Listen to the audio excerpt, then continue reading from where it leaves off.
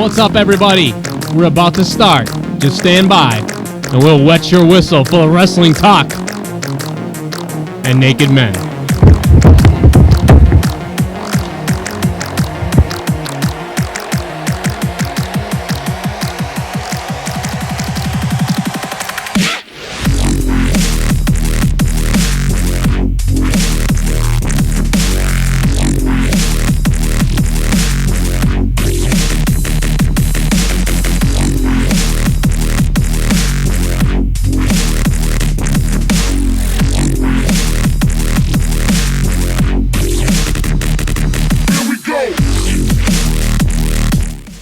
What's up, everybody? Welcome to the Monday Night Raw recap for September 2nd, 2013. WWE Monday Night Raw is over. We are live and coming to you live, baby, from parts unknown. I am joined tonight by my buddy Chris Tosevich. Hello. Of course, my YouTube site got a strike on it, so we had to broadcast from a separate channel, but not to fear. Subscribe to both, but mostly be subscribed to Joe Cronin Show on youtube.com/Joe Cronin Show. And guys, listen, I want to tell you what's on the dock for tonight. We're going to talk everything Monday Night Raw right now. We're going to take your questions. I've got some news about wrestling, got some news about Raw, got some news about everything. And I also want to point to the fact that a week ago, I was attacked by a certain bear, a stuffed animal, a bear. And some of you may have noticed that in the background tonight, you see it over there. There's a table set up, and there's an alcoholic beverage set up as well. And the reason for that is tonight, there's been rumors that the bear is going to show up to try to attack me. Well, I'm not going to let that happen. If the bear shows up to attack me, I'm going to put his ass through that table, and then I'm going to have a drink over his unconscious carcass. So tonight, we don't have this camera on the studio. We have it on the back of my living room where I've set this table up, and I'm going to drive the bear's goddamn head through the table. And we'll rehash what happened between me and the bear from last week in a few minutes. But right now, we've got stuff to talk about. We've got Monday Night Raw to recap, to review with all of you guys. So thanks for being a part of the show. What's up to everybody? YouTube, you want to try to put a strike on me? You can't stop me, YouTube. You cannot stop youtube.com/Joe Cronin Show. And by the way, guys, tonight, if we get to 1,400 subs on my YouTube, not Darkest Days, don't subscribe there. Go to youtube.com/Joe Cronin Show, and we're going to go ahead and give away this Ric Flair DVD. This amazing, and it's in very good condition. We're giving it away tonight if we reach 1,400 subs. That's my promise. That's the deal. That's what's happening. So let's start off with Chris. What's up, man? Raw was the opposite of last week, where there was multiple really good spots, but the package was lackluster. Where tonight, almost the package was complete. What do you think? Yeah, they really redeemed themselves, and it was chock full of good shit. I liked it. I liked it as well. I loved it. I was actually interested the whole show. There weren't moments like there were last week when it was like, I'm gonna go take a piss, and you know what happens is you end up missing a few things that maybe you did think were important, but you missed it because you were just kind of bored by certain segments.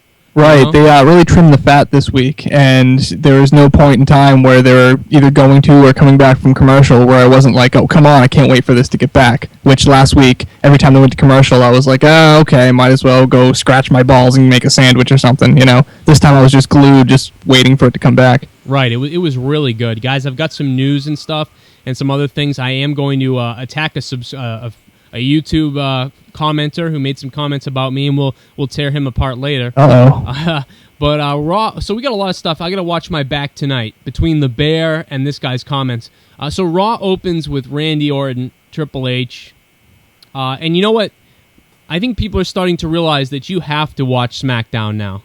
You can't just watch Monday Night Raw, because if you miss SmackDown, you're going to miss something pretty fairly important, and I like the fact that they kind of drilled that in at the beginning by giving you a highlight from SmackDown. Right, it's almost the inverse of what they usually spend SmackDown on, reviewing Raw and letting you know how important Raw is. Finally, they're getting some reciprocation going on. Right, and Daniel Bryan gave a really good. I thought he gave two really good shots. Saying, what did he say? He gave up. He said Randy Orton, gave up on the title until it was given to him. Right. And that he was handed everything. I mean, that was great. Then he made another comment, and I forget what the other comment was. Do you remember what it was? No. He told Triple H he gave up wanting to be a man, which was hilarious. I mean, that got a good rise out of the audience, and it was a good crowd tonight. Right, it was. Did we know where the fuck they were? I know where they were, but I just want to get this out of the way right away. Des Moines, Iowa. Wells Fargo Center. For once, I fucking know where Raw took place from tonight. How about that? We did it. I'm a broadcast journalist. Just so you know, gave up on the title until it was given to him. Oh man, we're going back in time a little bit. So I loved, by the way, the Cody Rhodes and Triple H stuff in the segment in the back. That was really cool. I don't know what you thought about that, but it was a great way to shut everyone up about that faction coming back in any way, shape, or form, and it was a great way to just get him involved, like, immediately. Yeah, I agree. All right, so I had a question on Twitter, and I want to get to his question now because I just told him I'd answer it, and he's probably waiting on it. So, on Twitter he's JLPHISPANIA. It's JL Fispania. He's interested in Santino Marella coming back. And he said, when do you think Santino Marella, will he have more than 5 movesets? Like, basically, is Santino going to come back and be another jobber again? Or, when we start seeing him again, he's going to be a jobber again, that type of stuff. Well, let me tell you. Santino Marella, what if Santino Marella came back to be the one to challenge Ryback? Agree. What do you think about that? Like, I mean, is that stupid? Is it believable? What do you think about him doing a promo and a match with Ryback? It would be great for the anti-bullying campaign, but sadly, I'm pretty sure what they would do is have him come back as this big thing, almost get one over on Ryback, and then have Ryback win, and then bully him in the ring or embarrass him in some way, shape, or form. He'd just be enhancing the whole bully thing. It would be a great comeback for him because everyone would be expecting him to pull one out of his ass, but I don't think they'd actually give it to him. Right. It would just make Ryback look like shit in the long run. Although I love the idea, Ryback wouldn't. You know what I mean? Right. I agree with that. My answer to that question, though, when do you think? And other people, and so that's a real problem. Even Tons of Funk are just there to enhance the primetime players and the what is it? The Wyatt family right now. They're not even being used for comedic effect. They're being used just as jobbers because they can't even wedge their dancing in, really. Unbelievably, like, how they've just taken a dump on Brodus Clay. I want to go to the comments on YouTube real quick, and I will read emails and your voicemails, and we'll take your calls as well.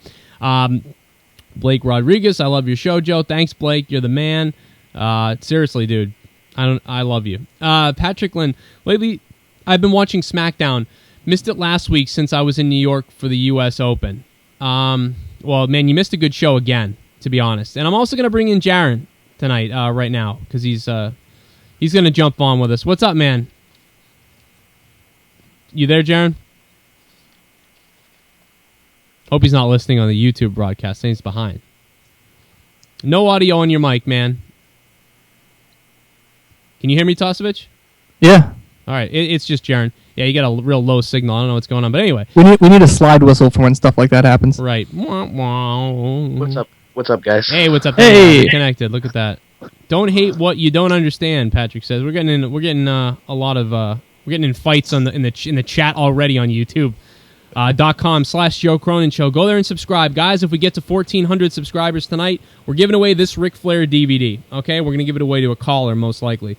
So this Ric Flair DVD tonight, it's the entire thing, the definitive collection. It's in pristine condition. I'll sign it or leave it for you to have Ric Flair sign it if you want. Whatever you want. I know you can have Ric Flair Skype you for $900. So there you go. Rick says Cody deserves an Oscar. I absolutely loved Cody Rhodes tonight. I mean, I like him anyway, but he did a great job tonight. Definitely. I really hope that he's coming back as some type of repackaging, but like a really, really well thought out repackaging. Yeah, I hope so too. And obviously it seems like he's taking time off with the wedding stuff, and they even mentioned it on the damn show. Right. But I don't want him to come back as like, the same old Cody Rhodes except a little older or whatever. I want him to come back with some type of like non-cheesy gimmick almost, where he can actually make an impact this time, because everyone's behind him, everyone's ready and waiting for him to go. He just needs one more thing and then one missing element and he's all set. Right. I hope he shows up in jeans, you know what I mean? Like going roguey. Yeah, something like that. Like Shawn Michaels would show up with like jeans and cowboy boots and like in a friggin' steel chair or something. And he just goes rogue on everybody. That would be sick. I'd love to see Cody Rhodes do that. Right. Anyway, so Ryback, Dean Ambrose, Ziggler. I kind of like that. That moment was great too. When they kind of put Ziggler's back up against the wall. I almost look at this as parody in that, like, not only is Dolph Ziggler and Cody and Dolph Ziggler and Ryback stuff and Randy Orton stuff going on behind the scenes. I feel like it's not only is it part of the storyline, but it's part of what's really going on, where they're like actually pushing Dolph Ziggler a little bit back.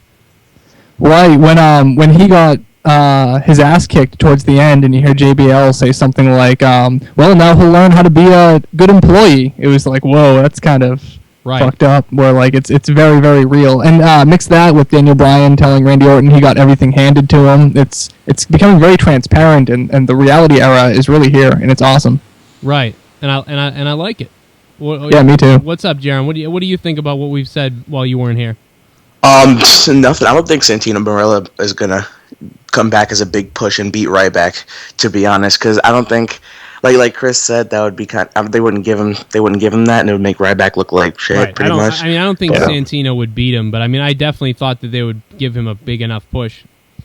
And the Cody Rhodes thing, I think it would be great if, since Cody Rhodes is apparently taking time off, for Damian Sandow to win the World Heavyweight Championship and cut this whole promo of how no one can beat him for the World Championship, and if there's one person in the back that thinks that they can beat him for the championship, just come on out, and then Cody Rhodes to make a return and come out and beat Damian Sandow and win the World Heavyweight Championship. Right. Yeah. And guys, I want to let you know, for everybody who's wondering and asking me in the emails and the chats, behind me, the reason for that table is in case the damn bear shows up. I've got word that he may show up tonight, and he wants to get some revenge for what happened last week.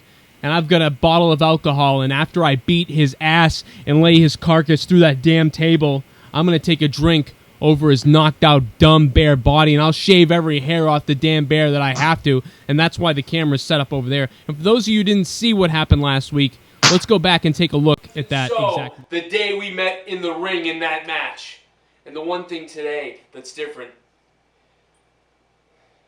is I brought an equalizer.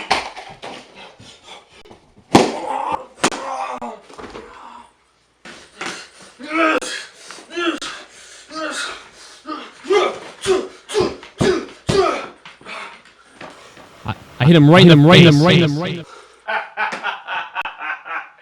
You never saw it coming. You spent... That's right. I got the best of that stupid bear. I whooped his ass. Let's see some more. Trying to get a hold of the producer, Craig. Trying to get a hold of my agent. And I was playing hard to get, wasn't I? Did you think that I would plan something like this, you stupid bear? That's why you're in the damn woods. That's why you have to hide in the damn shadows. That's why you have to hide in the shadows to find your food. Oh!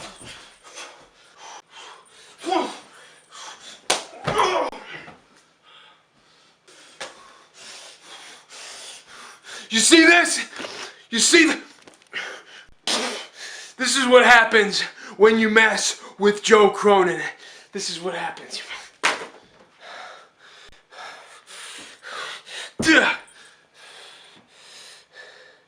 Let that be a lesson to anybody out there who wants to mess with me. Any podcaster, anybody, if you want to take a shot. Yeah, that's when he attacked me, and he thought he was funny right there with the Hurricane Rana, and he beat the crap out of me after that. But the joke's on him, because tonight I'm going to get my revenge But on there's his one thing dumb that's ass. different I'm going to get my from revenge on that today. stupid bear, and I'm going to put him through that table behind me, right there that you see. That's why it's there. So, Bear, if you want to sneak up on me, you want to try to attack me, I've already got the word that you're going to be here. I dare you to show up, Bear. I dare I think you. you're underestimating him a little bit. I don't think I'm underestimating him at all. I'm not. And you know what? I'm being realistic. He may be the king of the forest. He may be a savage animal, but my name is Joe Cronin. Hashtag fact. No, there's no hashtag fact tonight. My name is Joe Cronin, and I'm an animal. There is an animal inside of me. Don't be deceived by my fat M&M face. I will destroy your body tonight if you show up there. That's all I got to say about that. We'll move on. So WWE crapping on Dolph a little bit. How about the Los Matadores? Leah, my girlfriend, was in here, and she saw it, and she was just like, Oh, no. what the fuck was that? I mean, and I remember, Jaron, we were talking to Hectic last week, and we kind of didn't get to it, but he mentioned a poll that was on the WWE app or somewhere. What the hell was that poll again? Yeah, it was a question asking. It was a vote. It was asking, are you excited to see Los Matadores debut in WWE? And the majority of the voters said, no, I'll wait to see them in the ring. Well, I've already seen their costumes, which look god-awful, so, I mean, I don't know what else you can do about that. They were terrible. Let's go to the... It's almost like they're taking the El Generico gimmick and making it suck. Right. You're right. Remember when Cena was fired and showed up every damn week? That's what Rick said. Patrick. Remember when everyone was fired and everyone showed up every damn week? Right. Remember when everyone showed up all the time? If that bear comes, I'll put him through a fucking table, Mikey. Trust me. If he shows up, we'll kick his ass. Patrick says, did you catch the guy dressed as Dusty Rhodes? Yes, we did. And what a Yeah, night. we love that guy. How did that guy know that there was going to be such an emphasis on the Rhodes tonight? I mean, he just happened to be wearing the polka dots tonight? It was amazing. He was probably just freaking out every time they mentioned Cody, and every time Cody mentioned his dad, he was like, oh, fuck yeah, I wore this on the right night. Yeah, that guy wore polka dots, but inside the polka dot pants was a stain of his semen. Guys, if you're watching this live on YouTube now, click the like button and like the video live on YouTube right now. Thanks for being a part of the show. What was your favorite night of the show, Chris? My favorite night of the show? Favorite match, favorite part of the show, favorite night of the show. The Cody Rhodes match was absolutely astounding, in my opinion. I think that Cody Rhodes really put on a clinic almost with Randy Orton. Finally, they gave him the spotlight. What do you think, Jaron? I have to agree. I mean, there was nothing that really topped that night, except if you want to throw in the Big Show, Daniel Bryan, Shield, and Triple H thing. But I think the Cody Rhodes thing was the highlight of the night. Right. Oh, hey, we glossed over Fandango getting his nose broken. Oh, yeah. That was funny that they mentioned it, and then the referee all of a sudden had gloves on, so you knew it was real. What do you think? I mean, I didn't see a really great angle. They didn't really show the best angle for it, to be honest. I mean, did you notice it live? I noticed the blood on the ring where his face had been, but they did a really good job of cutting the commercial. Well, actually, over the app, the WWE app, at the live feed during the break, they showed doctors looking at Fandango's nose during the match. Yeah, that's cool. Yeah, guys, what the? I kind of like that they're treating it like boxing right now. Guys, hold on a second. I think I hear something. I think somebody's here. Uh-oh. Hold on a second. It's like Triple H breaking into Randy Orton's house. Hope it's not Brian Pillman with a gun. Oh, God. What the hell is that? What are you doing? Guys, he's here. I think he's here.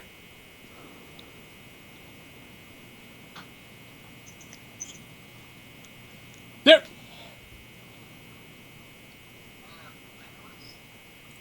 You son of a bitch. There he is. You son of a bitch. You have the balls to come into my house? You son of a bitch. You have no idea what you've done. You have no idea what you've started. You have no idea what you've started.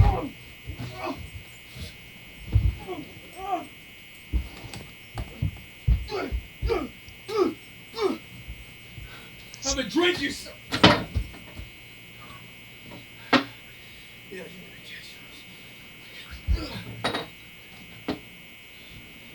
You're gonna pay for this, you son of a bitch. You're gonna pay for this. You're gonna go through the table. Oh! Oh! Oh! Oh! Oh! Oh! Good Lord.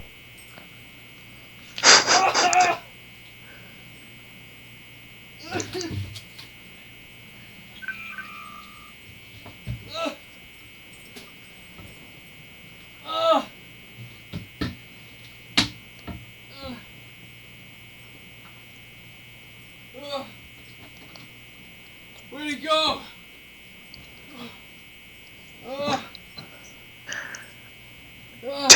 Technically, the dog got involved, so the bear wins by disqualification. I don't think this was a sanctioned match at all.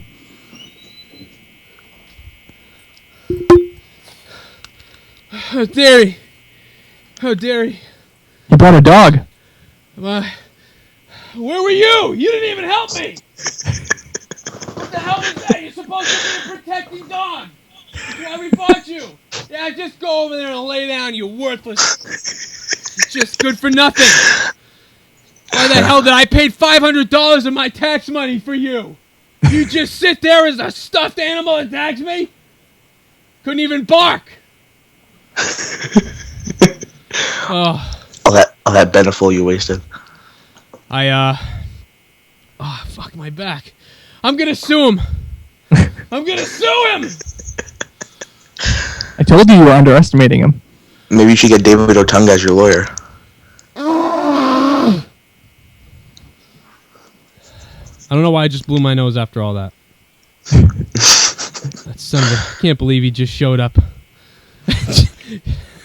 right, I'm going to try to get back to a normal broadcast. I hope he doesn't come back. Where the hell did he go? He's like Batman. You barely got away. Oh my god. JLP Killer says, finishing move, the bear hug. I'm not happy. It's not that funny. It really isn't that funny. It's the bear balls. That's his finisher. 339-226-6610. You can call the show. It's youtube.com/Joe Cronin Show live on a different YouTube, but you want to subscribe to youtube.com/Joe Cronin Show, because if you subscribe and we get to 1,400 subscribers, I think we're like 25 away, we're going to be giving away the Ric Flair DVD tonight. So there you go. We're not doing it unless we get to 1,400, though. So let's make it happen. Let's make it happen. All right, back to the Raw talk after... I think I may have. I may be bleeding internally, by the way. So if you start to notice me fading out during the show, somebody call 911. Speaking of injuries, what do you think about Edge being on the show next week? What's that? What do you think about Edge being on the show next week? 226. I think they bring him out too much for someone who just retired a couple of years ago. We haven't gone a year straight without seeing the guy. It's probably because he doesn't want to be retired. He's freaking. Yeah. He's itching. He's like. I mean, this is the closest thing you can think of that this reminds me of is obviously are the comparisons to Shawn Michaels. The only difference is apparently, he really can't be, he can't come back. He really could get hurt. So. Give him a commissioner role or something if he wants to be back this bad. But otherwise, I say keep him off TV and then bring him out as a big surprise. Don't advertise him once a year because then I don't have time to get excited. Right. Exactly. Yeah. I agree with that. We're doing real well tonight, by the way. I want to let everybody know that. Thanks for watching the show, for being here with me, and for being here with Chris, because he's always a lonely man. Very. Extremely. Please listen to me talk about wrestling. I like the initial stuff with Stephanie, by the way, with her with Big Show, but it was weird. It was like... Oh, yeah, she was a cunt. That was great. Right, yeah, that was great that she was such a bitch. It was weird, but, hey, I enjoyed it. So, I mean, I don't know what else to say about that. It took time out of the show to talk. Can we talk about how they took... This goes up there with the Foot Locker ad a few weeks ago. Can we talk about how they took time out of the show tonight to explain how to download the WWE app? Did anybody else... For the 20th time. What was that about? It's almost like tonight they were like, no, really, you go into the store, you click this button, and then it begins to load. Oh, really? I didn't know how to fucking work an app in a phone. You might as well have started with the guy walking into the fucking Apple store and been like, you walk up to the Apple store and you ask for an iPhone, and then you hand him your credit card, and then you get the iPhone, and then you go home and you plug it in and you charge it up, and then when it's fully charged, you turn it on, and then... they might as well have just gone through the entire fucking process. It was ridiculous. Yeah, it really was bizarre. And they're like, and if you have an Android, fuck you. Yeah, they're like, here's how to do it if you have an iPhone. I think the purpose of the whole thing must have been to advertise the iPhone and the app, and that's it. Because fuck iPhone, when the place that's actually harder probably to figure out than an iPhone. I mean, I don't know how iPhone and Apple's working right now, but I feel like you just kind of click things and it happens. I'm pretty sure if you shout at the iPhone, WWE, it will download the app in 2 seconds for you. Yeah, and it will start videotaping you. Yeah. I have some news from tonight. Let's take a break from the Raw stuff if we can. R-Truth is featured on the promotional poster for WWE Hell in a Cell pay-per-view. Why? They always put someone stupid on the posters so that no one can try to claim that it's an indication of who's going to win. Like, for the Money in the Bank poster, they had Zack Ryder in one of the posters for it. So, I mean, he wasn't even in either of the matches. So it's so bizarre. It's like WWE Hell in the Cell. R-Truth. It's just a curveball. That's all it is. What's up? Yeah. Well, it's like they don't know what it's going to be yet. That's what it is. So just put anybody on it. They're like, well, it's not going to be R-Truth, so let's throw him on there. We'll put R-Truth and Kali on there. Yeah, real bizarre. Moving along, John Cena posted another picture of his injury on Twitter. He just keeps seeming to do it. He just keeps, every second he's like, here's another photo of me. See, look, I'm hurt. I'm getting better. It's like, nobody cares. Actually, a lot of people do care. That's the scary part. Well, yeah. I don't care. How about that? And, yeah, me neither. WWE also confirmed the injury to Mark Henry in Boston the other night. That sucks. That really sucks. But so at Night of Champions, we're going to have like one championship match by the time it gets here. It looks like he can work through it, though. From what I can gather and what I understand, he's going to be able to work through this. So I mean, if they don't defend go on. And what happened to the Night of Champions? Exactly, every championship being defended, like Curtis Axel is with CM Punk. What's going on with that? Well, didn't you know the IC belt isn't a championship anymore? Huh? Like, I mean, I'm hoping that CM Punk pins Axel, and then afterwards the ref awards him the belt, and they all act surprised, and then they just say, "Well, it's Night of Champions." You know? Well, that's true. I'd take that. I'll take anything at this point, though. I mean, it's really. I just all I want to see is the friggin' Intercontinental belt defended in a match, like in a good match. Even Curtis Axel on SmackDown a couple weeks ago was like, "Oh, CM Punk doesn't even deserve an Intercontinental Championship match." So we figured, like, hey, there might actually be a championship match, but they were like, "Nope, fuck you, we can't. We're not going to do it. Just an elimination match." You should have to wrestle twice. Yeah, Ziggler's wrestled twice on like 6 different pay-per-views. I don't know. I have no idea what's going to happen with him. I'm so confused with what's going on. He said something to Randy Orton in the back. More and more, the more interviews I watch and the more things I look at, the more I start to read into the fact that the Dolph is a very cocky bit of a dink in the back. So what happened?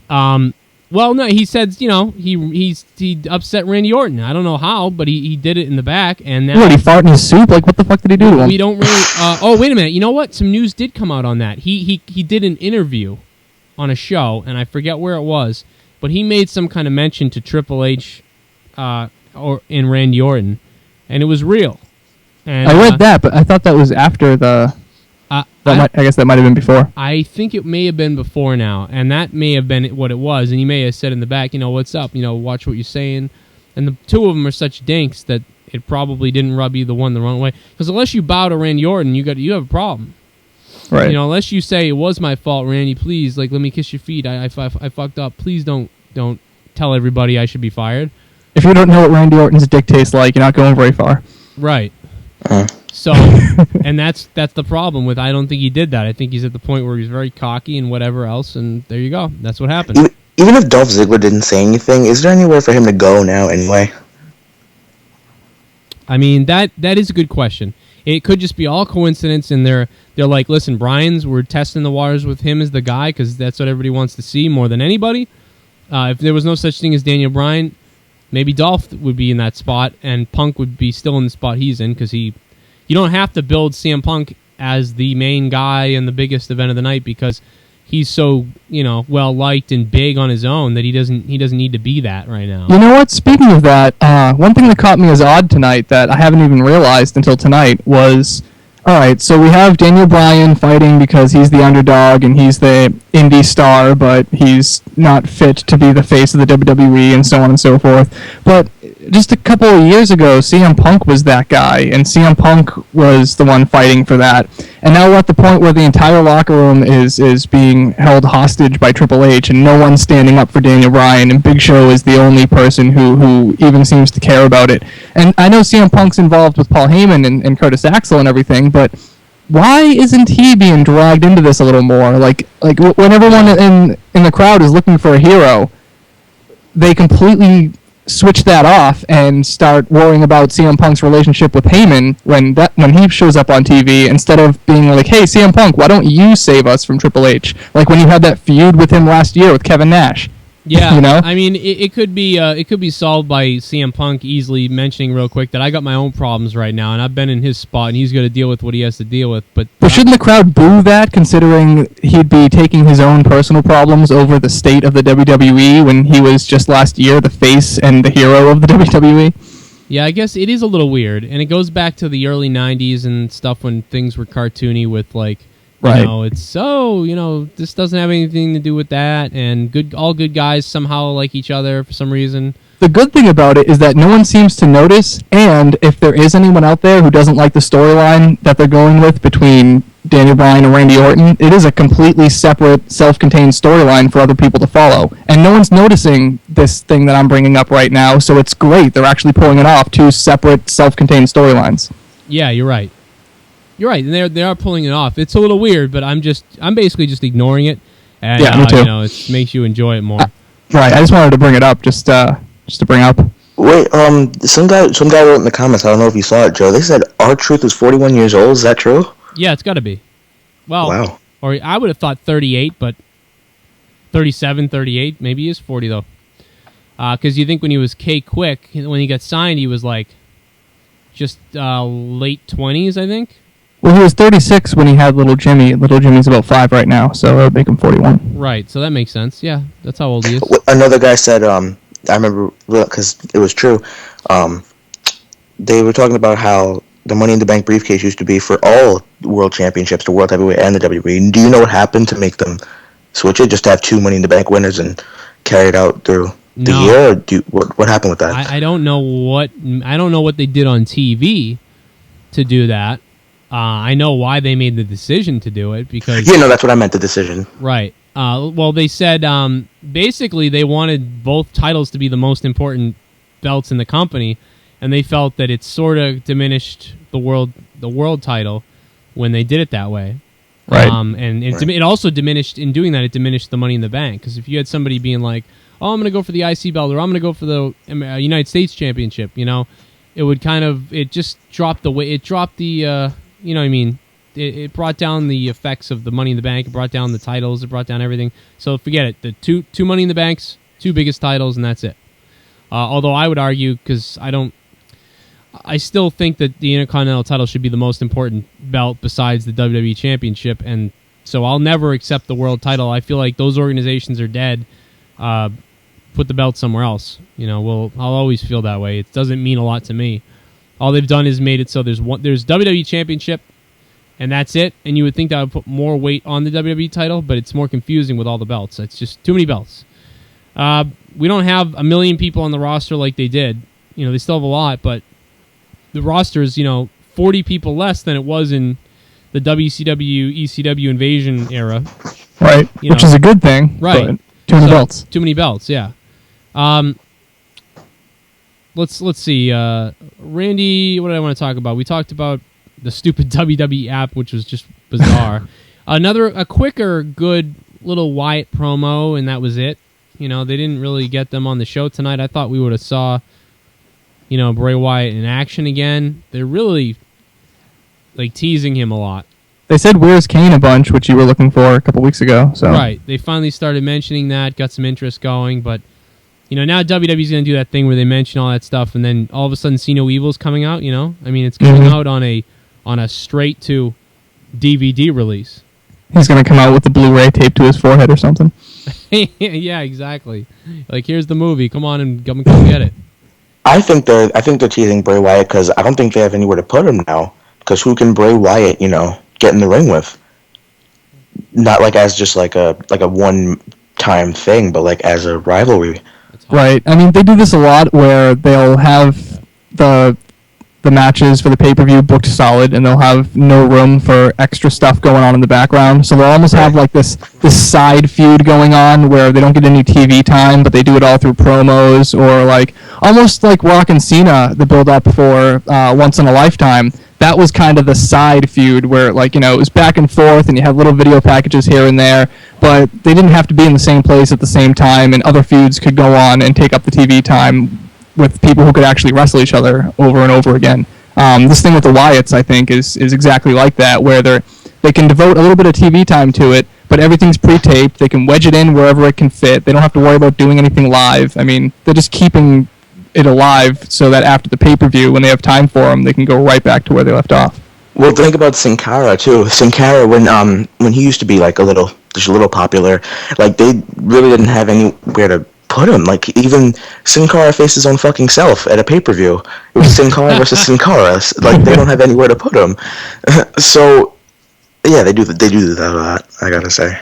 Right. Well, the difference with Sin Cara is they didn't have any plans for him when they hired him. At least with the Wyatts, they were like, all right, like, let's bring him up from NXT and let's plug him right in. Sin Cara, they bought and then they threw him on a trampoline, and then he just kind of withered away because he had no feuds and can't speak English. That's true. He just he's the most bizarre, one of the most bizarre signs and talents they've ever had. Like when the way they treat him and the way he operates. And the way he breaks something every time he wrestles. Yeah, I call him Sin Talent at this point. How about the best of the night? I think, like you said, one of the biggest highlights had to have been obviously the Cody Rhodes RKO, the Randy Orton match. That was just a great match. Finally, it was. And I would have liked to have seen maybe that have been the ending to Raw. Yeah, they almost should have gone with that. Instead of Big Show crying for like 10 minutes. Yeah. Well, I mean, the Raw ended so early. I mean, like, Randy and, like, basically the last 5 minutes was in slow motion, I feel like, so they could get to 11:06 or 11:05 or whatever it was. Randy, you know, this week included, the past 3 weeks have almost felt like Nitro, the way they're all ending the same way with a clusterfuck in the ring. Yeah. It's been really weird. We didn't need the last 2 weeks for the most part, except for those couple of 2 good matches. And AJ Lee's pipe bomb, rather. Right. But tonight was the complete Raw. Tonight was finally a complete Raw where it's like the whole thing, you know, we were able to watch it all the way through. I think CM Punk's promo wasn't the greatest. He kind of just came out to be like, hey, remember, we're having a thing. At least he admitted that he didn't have anything left to say by saying that outright. Yeah, he did say, he knew it. He was like, yeah, this is it. And I didn't have a fat guy to yell at this week either. Right. Crowd. He should have yelled at the clown in Dusty Rhodes. He should have been like, you know what, I'm so angry right now. You know what, Dusty Rhodes, get in the ring now, you polka-dotted son of a bitch. Step over that guardrail. And he could have done a good Dusty Rhodes impression, too. Well, let me tell you something, baby. I cut my forehead so many times, my head looks like a baby's testicle sack. I think a good thing to do at the end of the show would have been Big Show knocking Triple H out, and for them to have a thing where Triple H actually got quote-unquote injured from that, but, you know, he pretty much just sits down to the side a little bit, but for have Stephanie McMahon to take over for a little while and have, like, a little thing with Big Show, like, well, actually, now that I think about it, it's not a good idea, well, but you see what I'm saying. It's funny. I think the opposite would have been better, where Big Show turns to hit Triple H instead of Daniel Bryan, but Stephanie McMahon had slipped in. He accidentally knocks out Stephanie, and then he starts crying. Triple H beats him up. He lets Triple H beat him up because he feels bad about it. And then Triple H starts calling him a woman beater and everything, even though, oh, man, I think that would be a good direction to go. Swishola wanted to know what I'm drinking. I'm drinking the most unmanly thing you could think of. I'm drinking Smirnoff Wild Grape. Ooh. So that is, and then he's like, I'm drinking... Wild Grape! You're a wild man! He's like, I'm drinking Blue Moon Pumpkin, and I'm like, oh, I'm a homo. But it's funny you mention that because Triple H is expected, according to every site on the world right now, Triple H is expected to wrestle twice between now and WrestleMania in a match at least against the Big Show has been really thought of by WWE, and so that may be what we see. Big Show versus Triple H. Why would they do it? I mean, I don't know. To make Triple H more of a hated person, to I don't know, to get pay-per-view buys. It would be a good story told in the ring, but I can't see that being a decent match at all. I think the reason why they have Big Show, Dolph Ziggler, and The Miz being quieted by Triple H is to have them at Night of Champions for the Shield to interfere to go after Daniel Bryan, and for all three of them to come out and fight back against Triple H, his corporation bullying and whatnot, and for them to stop the Shield and Triple H and Big Show go at it. Big Show maybe knocking Triple H out, and that's where the match would lead to. That's where I can only think that would happen. Yeah, I agree with that, and I think we could see it, and I don't mind it if it happens. I guess it's something interesting to see. Before we continue and give our Raw results, our Raw ratings for this week, I do want to give the Raw ratings, and we're going to hear from your comments on the YouTube site and on Twitter. You can tweet my Twitter, at Joe Cronin Show on Twitter. You can call the show at 339-226-6610, and you can subscribe, youtube.com/Joe Cronin Show. If we get to 1,400 subs tonight, I give away this Ric Flair DVD. That's awesome. I mean, woo! Woo! Your mother. All right, so I got a little something to say to somebody who wanted to write me on YouTube and say some things. He told me he was going to attack my mother, attack my family, said I was a loser, and said he was glad that I got flagged on YouTube. And his name was Maxwell33. And Maxwell33, you said you'd take me anywhere. You'd challenge me anywhere, anytime, any place, whatever type of match, whatever type of thing. Well, let me tell you something, Maxwell33. How dare you take Larry Bird's number? Honestly, I could break you in half, okay? But I don't want to wrestle you. I don't want to fight you. I don't want to meet you behind the schoolyard and fight you. I don't want to meet you in a wrestling ring and wrestle you. I don't want to go no holds barred in a cage with you. I don't want to have a sword fight with you. What I want to have is I want to have you in your element, which is on a couch, lazy as shit, playing a game of Madden 2014. And that's why tonight I'm wearing my Madden playbook, because I'm ready for you, because I get the idea that that's the type of thing you want to do. You're good at games. I'll kick your ass in your own element, because all I have to do is put on this wristband where I can call my own plays, and I'll start to call plays on you. We'll set up a live game. We'll both get our controllers. We'll get the headsets on ready to talk trash, and then you'll start to talk about the plays you're going to run and how you're going to kick my ass in Madden, and then I'll start to tell you how I'm going to kick your ass in Madden, because I've got my playbook. I flip my little playbook open. As you can see, it's all set up and ready to go. I'll start with the first play, the 69 bazooka, which will enable me to score a touchdown on you the first play of the damn game. And then I'll move over to the statue of lesbians. That's my second favorite play. And then 2 girls, 1 slant up your ass. That will get me a second touchdown. And while you're sitting on your couch screaming and being pissed off, ready to throw your controller through your TV, I'll start to run the most dastardly plays in all the Madden world. I'll run the QB Queef. The QB Queef. And then I'll finish you off. By the time I'm done kicking your ass, I will finish you off with the greatest play of all time. The Green Bay Butt Pirate. And that's a double handoff, and that is something that's going to sit with you for the rest of your life. It won't be like I kicked your ass in a ring. It won't be like I beat your ass in a fight. I kicked your ass at what you're good at. And what are you good at? Being lazy, playing video games all day long, and you still couldn't even excel at that. You piece of shit. You loser. I am good at everything I do, and that includes kicking your ass. Hashtag fact. Well.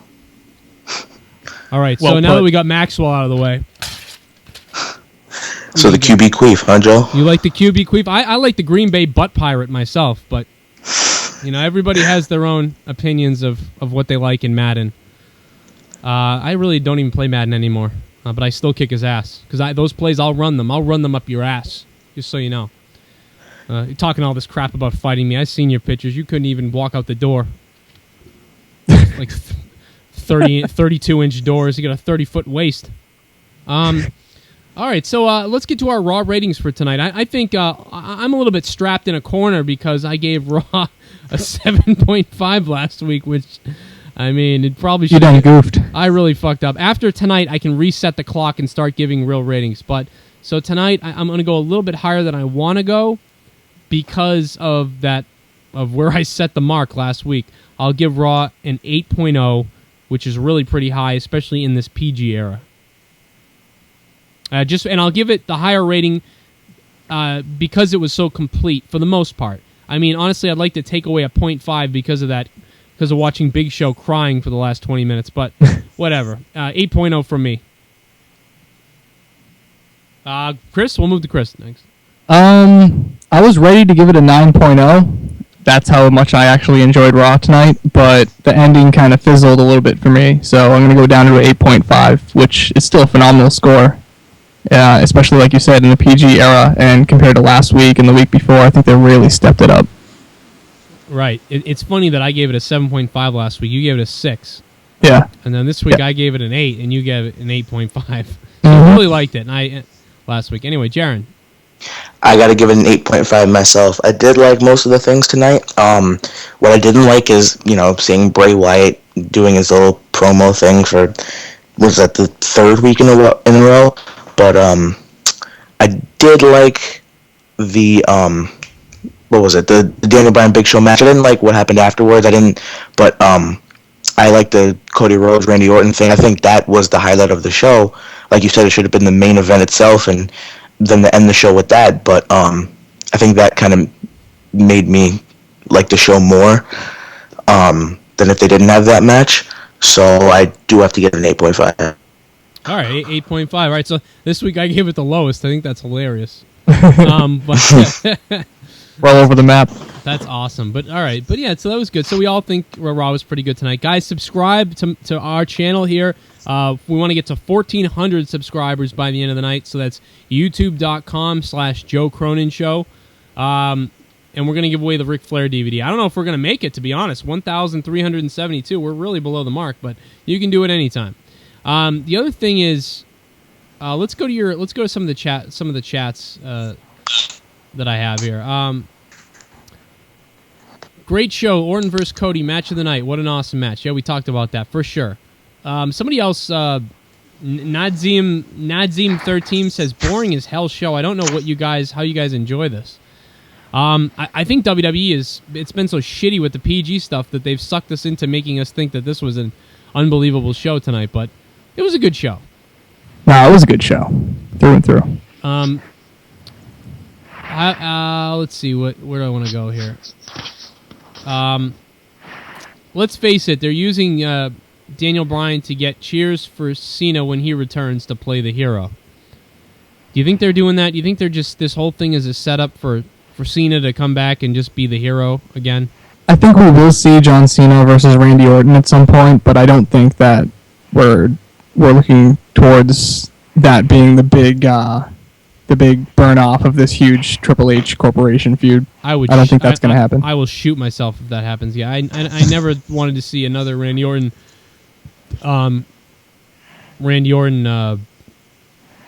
Help me out. It's a John Cena match ever again. I really don't want to see that happen again. Please don't. Right. And especially with, I don't know, but at least Randy Orton's the heel. What I didn't want to see was babyface versus babyface again. That's what I really didn't want to see. Mm-hmm. All right, so let's see here. Some guys calling you the jobber and the bear the main event, Joe. I saw that. I was just reading those in the YouTube chat. I'm bouncing around between all the chats. The bear's a jobber. The statue of lesbians. I can't believe someone heard that. The bear botched his Hurricane Rana. I wonder what was better, the promo I caught on Maxwell or I think that was the best part of the night. Other than my, I don't ever want to talk about what happened with the bear earlier. I told you, underestimating him. Maybe I did. Maybe that won't happen next time. You need to be very careful. Oh man! All right, so Raw was good. So I mean, at least it was a good full show of semi goodness.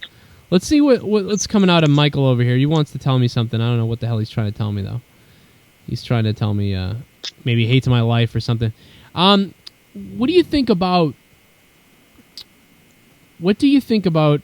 Chris Jericho when he comes back? Do you think he someone asked if he's going to be back soon. I think you'll see him at the Rumble is when he's due to come back, right? Is that when he's due, or is that just a guess? I mean, that's what he mentioned in an interview not that long ago, that, hey, maybe sometime around the Rumble. But I don't know why he would mention it then, because normally they want to just kind of... I think from now on you're going to see him not talking at all, and they're going to wait till the Rumble or something like that. Maybe... I don't think it's going to be the Royal Rumble match, to be honest, because the last time Chris Jericho came... No, 2 times ago Chris Jericho came back. The first match that he was in for his return was the Royal Rumble match. Yeah, we thought he was going to win it, and then Sheamus won, right? What? That was the one we thought he was going to win it, and then Sheamus won, right? Yeah. Yeah, right. And then the next year, Chris Jericho did make his return at the Royal Rumble. So I don't know if it's a good idea for them to do it again, to be honest. That's a good point. He'd be good to bring back to feud with Ryback about the bully issue. Yeah. But we've already had a Ryback and Jericho program briefly, hadn't we? Yeah. Yeah, I don't want to see that. That would be terrible, I think. If it was terrible before, I mean, I think it would definitely be terrible again. I would. It sounded good when I was going through it in my head. Now that I'm remembering that it happened and it was kind of lackluster, yeah, it's not a good idea. I think it would be a good idea if Damien Sandow wins the World Heavyweight Championship for Chris Jericho to come back then and have a match with him for the World Heavyweight Championship. Maybe even win, because I really don't like the Damien Sandow World Heavyweight Championship picture. So maybe Chris Jericho can come in and face Damien Sandow. You know, I'm going to be honest with you. I really want to see RVD win the title at Night of Champions, as unlikely as it is. Well, that'd be crazy. I mean, I think obviously though that Alberto Del Rio was cutting promos for a month about, I'm the greatest Mexican or the Spanish guy. I'm your hero. I'm the guy. And obviously that was all set up so that Rey Mysterio could come back and then have Ricardo with him. And then Mysterio couldn't go. He was about another month away. And all of a sudden, all those promos with Alberto Del Rio saying, I'm your Mexican hero and all that stuff was all just a waste, because it was supposed to be the payoff was supposed to be Rey Mysterio coming back saying, I'm the guy. And that didn't happen. And now he's facing RVD, and it's just bizarre. Actually, you know how they could save this? I just thought of this. If all right, so for the Damien Sandow, for the World Heavyweight title match between RVD and Alberto Del Rio, if Del Rio starts cheating with a chair or something like that against RVD and injures him, gets disqualified, and then goes after Ricardo after RVD's taken out, and maybe this will give RVD a vacation or something, because he's been non-stop since he's made his return. So RVD's hurt and injured, and then when he's about to attack Ricardo, that's when Rey Mysterio makes his return at the pay-per-view, attacks Del Rio, beats him up, joins Ricardo, they walk away, Sandow cashes in and steals it from Del Rio. Wow, my head just exploded, but that's a great idea. But that is a great idea. I think they're gonna do what you kind of thought before, which was, have Sandow hold on to that thing as long as possible for whatever reason. And who knows what will happen with it. Let's play a voicemail. I haven't done a voicemail all night. We've been talking a lot. I'm going to play a voicemail. Hey, Mr. Cronin, I like a guy who can go to ground. You know what I'm saying? Who Me too. Can adopt some of that Che Guevara spirit. So you set up the other channel. I subscribe. Thing about it is, I'm not sure if my phone's going off at midnight tonight. I don't think it should, but if it, I'll get it re-up tomorrow. I'm going to check out your... I'm going to definitely be checking out your cast and all that. But, hey, man, I'm what can I say, man? I'm appreciative of the fact that I'm going to be able to catch that tonight. And real quick here, Daniel Bryan, tell me if I'm off base here, but you stick the Shield with Daniel Bryan, you put a mic in each one's hand. This is what I don't like about wrestling nowadays, Joe. I don't like the fact that nobody ever gets on the mic. And when they do get on the mic, it's... Again, they're within that constraint of that PG rating. We all know that. But it just seems that, except for Cody tonight. Get somebody over, you got to put them on a mic. And, you stick Daniel Bryan with the Shield. I don't know. Does it make a whole hell of a lot of sense? No. Maybe that's why it's a good idea. Because I'm starting to dig Daniel Bryan a little bit more each week. And even CM Punk, we'll see. I just read an interview, or actually watched an interview with him the other night. He's all right. He's all right. But, yeah, I'll be listening, brother. And what was I going to say? Oh, yeah. What do you think about what he said there? I mean, Daniel Bryan in the Shield, I mean, did you hear all that, Tosevich? Yeah. I don't know. I don't know how well that would work. What do you think? I don't know. I know what he's saying. He brings this stuff up all the time. I think they're trying to feel out Daniel Bryan to see if he's going to pop even more or if he's going to go, he's going to fizzle out a little bit. And I think that's why they're playing it safe and they're putting stacking the deck against him, and we'll see how that goes. I mean, for all we know, Daniel Bryan might be the type of guy who gets more of a pop when he is the champion as opposed to the fight leading up to getting the championship.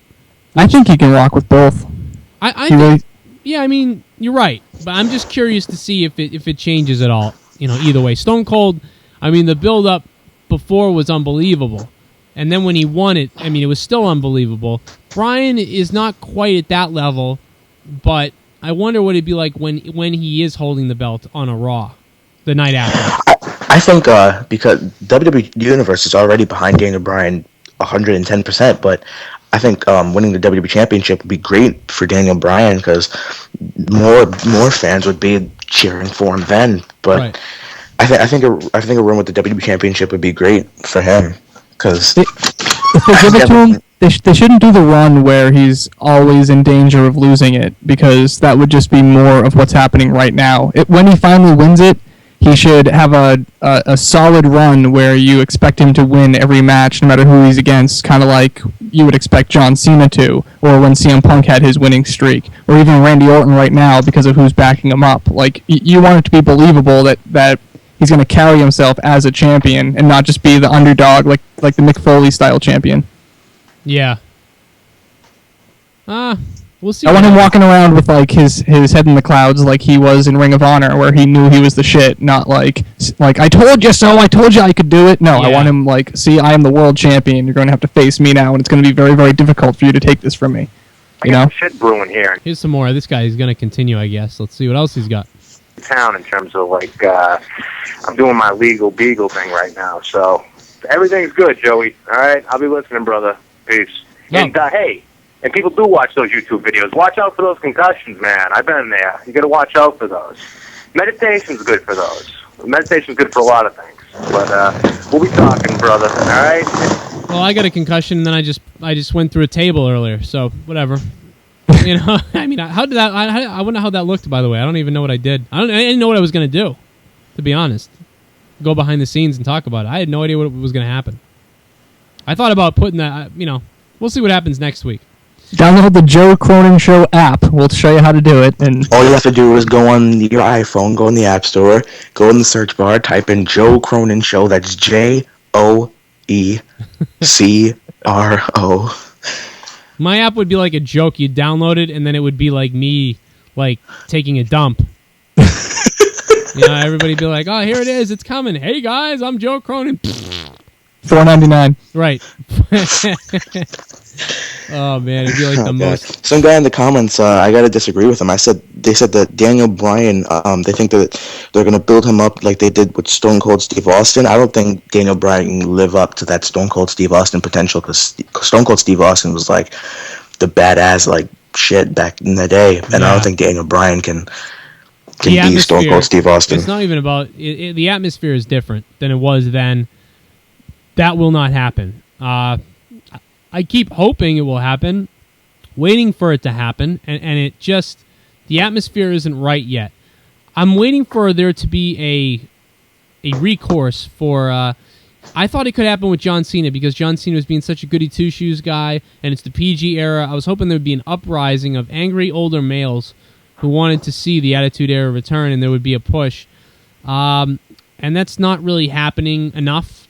And now that Daniel Bryan is being loved by everybody, and he doesn't have to do anything like that to be loved, now there's even less of a chance for all you people hoping that the Attitude Era will return. Daniel Bryan being over like he is just reassures it even more that you're not going to see that again. Right. At least right now. Maybe ever again, but at least right now. And with the way TNA goes with their with their stupid like middle school mentality about bullies and the way that they run things over at TNA. You're not going to get it from them either, because it's all in WWE. The Divas have the "you're a bitch, I'm a bitch," and in TNA they have the "I'll tell Daddy on you. Shut up, Billy. We'll all beat you up. I'll tell Dad." What did you say? You said something to Tosevich a few weeks ago that was like right on with that, like the schoolyard thing or whatever you said. I don't know. Oh, I said they're taking their TV 14 rating and using it to just apply to 14-year-olds. Oh yeah, that's right. It's like, here you go, guys, and that's it. Nothing else for anything above that. Any room to go, guys. Follow me on Twitter at Joe Cronin Show. Subscribe to my channel, youtube.com/Joe Cronin Show. And you can call the show and leave your voicemail throughout the week at 339-226-6610. I think we doing pretty good tonight for having been 2 hours late last week because YouTube, and then for having my channel with a strike and having to broadcast from a separate channel this week. I think we're not doing that bad. Our flow's good. We've been the #1 wrestling show live on YouTube tonight. Also, and competing with a few other ones, by the way. So I'm pretty happy about that. Thanks for being Can't here. keep us down. Right. But you can. We keep shining and surviving. Yeah. I gotta get that on a like a soundboard. You know, I'm coming for that briefcase, Randy Orton. I'm coming for that. It's so funny that he cut a promo like in the police station after they released him. And the guy's like, you know, it's not real, right? You know, he's like, I know, I don't know. Like, I really, that guy should be a star in Africa right now. You know, what would his name be? You know what I mean? Like, the Survivor or Shining, the crotch puncher. All right, there's the Stone Cold comment, guys. Anything else about Raw that you want to talk about or anything? What do you got? Anything? Someone in the chat, the Dawn8701, said have Sheamus come back and be the one to put Ryback in his place. I guess that would work. I wouldn't care then, because I wouldn't care, but I can see it happening and I can see it making sense. Even though Sheamus is the biggest bully like you've ever seen in the WWE before Ryback. Right. Yeah. I want to see it. I want to see another Sheamus heel turn because I think Sheamus is so boring as a face right now. I would like to see him as a heel. Yeah, I want to see him come back and out-bully Ryback and then become the resident bully backstage and just take over where he left off. Yeah, I don't know, though. He's too... I mean, WWE really likes him as this dumb, cartoony advertiser, you know? WWE superstars, you want to blow Sheamus in the back with a Sheamus doll action figure? Was he from India? Go to Toys R Us. I can't do an accent. I don't know. But neither can he, though. It sounds ridiculous. He's like talking about buy the action figures, shop at Kmart, you know? Like, I don't care. You look like an idiot.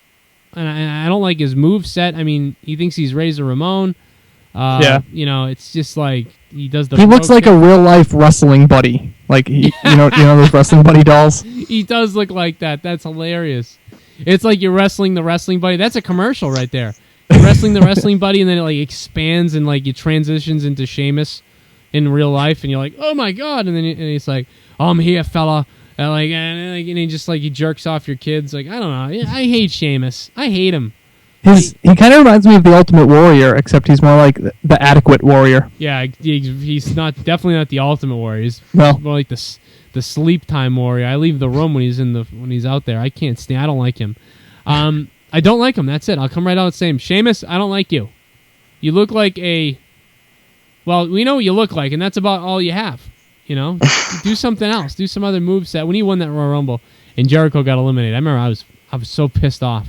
Remember that Jericho? You kept like hearing the rumors that Jericho was going to win all these things, and then he lost at the end in the Royal Rumble. Then he lost in the Elimination Chamber. Like he hit the back of his head or something, and then fell out of the ring. It was like, what the hell? It was weird. I read that they decided on Sheamus winning the Rumble almost last second. Right. Because everybody knew or thought Jericho was winning. And when you think about it, the match he had with Punk, I mean, Punk dropped the title for no reason whatsoever, and then he picked it right back up again. Wasn't that around the time where he lost it right before he started his 400-plus day reign? Well, it was like they were like, yeah, it is. And it was. He lost it just to fight Jericho at WrestleMania. So literally they could have kept the title on him, and they could have had Jericho win the Rumble and move on. And I mean, all the matches would have been the same either way. They actually planned it out pretty smart. Well, that's what they had to do because they were like, well, because we're gonna not have Jericho win these matches, we're going to have him win. Now we have to figure out how to get the title off Punk because Jericho's coming back to wrestle Punk. So it was just, like, unnecessary and stupid. Like, what the hell just happened? It was just to prevent people from winning money off betting on it. Can I talk about something for a second? I want to talk about the Super Divas division. I know how, Joe, you said that you hate the Divas division. I personally hate them myself. AJ Lee is the Divas champion now. I'm pretty sure she's going to have that for a long time. I might even go on a little rant right now about this because I'm freaking pissed off. No diva in the WWE right now is fit enough to be a Divas champion. Natalia, like AJ said today, she was boring as watching paint dry or whatever she said. It was real. What'd you say? That was real, it sounded like, because I was like, that's how I feel. Exactly, and then the Funkadactyls are boring. The only thing entertaining is when Naomi, like, puts her butt in somebody's face, and that's a quick 2 seconds. And you have E-Marie and freaking Jaja or Jojo, whatever the fuck her name is, no one cares about her. And you have the Bella Twins, who are really unentertaining right now, to the point where Brie Bella has to have a fucking nip slip on television, and it's just really stupid.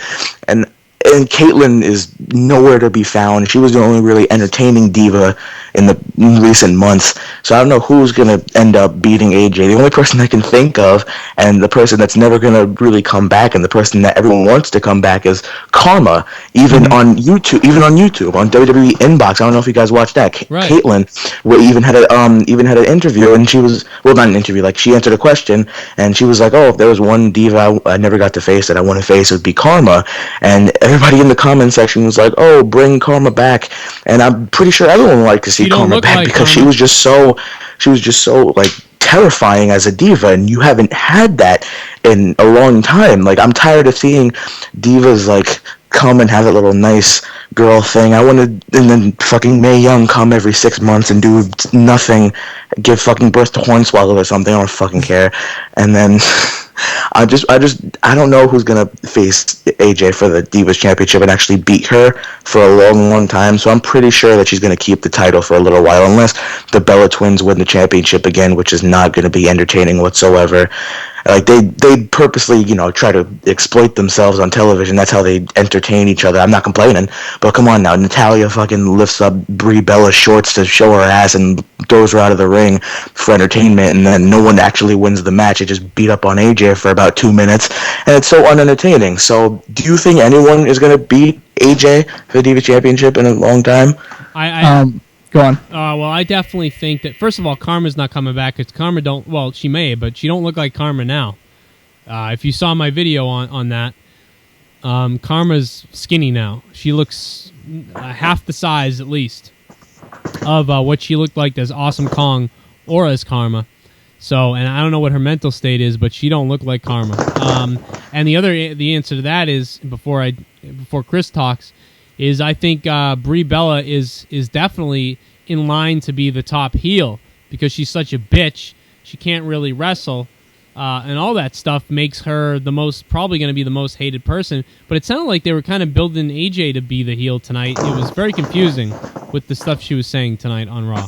I think they're building her as the heel for the Marks and as the face for the Smarks, and it's working out brilliantly. They do that a lot with people. Like they were for Ziggler for a while, was a heel on paper, but everyone on the internet loved him and was basically talking about him as if he was a face.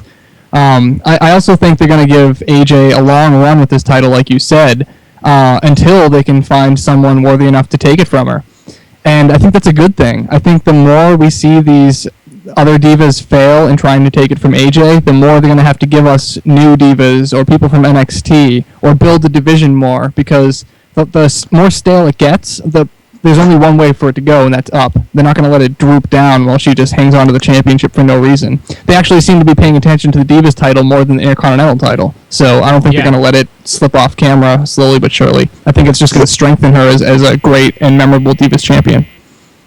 What I think is a good idea for for Paige from NXT to come and face AJ, because they're building AJ Lee up as, I guess, a face right now, because I don't know why, but WWE kind of made AJ Lee a face by making Total Divas look like the piece of shit it is and have AJ Lee rag on it, and that, kind of made her as a fan favorite now, made her less boring than she was before, with her little crazy look that people were getting tired of, and her old Biggie Langston shtick that was going nowhere. So I think Paige from NXT would be a good, thing versus AJ, and I think Paige would have a good Divas Championship run, and then, right? I don't know if I'm being crazy. That could work. Last I read, though, Paige was still 19, and they have an unofficial rule that you have to be 20 years old or older to go on the road, so they're just waiting out her turning 20. But they could always jump the gun. It's an unofficial rule. So yeah, we talked about that last week. But yeah, Paige, that's who I'm waiting to see. That's who everybody's waiting to see. That's the minor league player for the women's division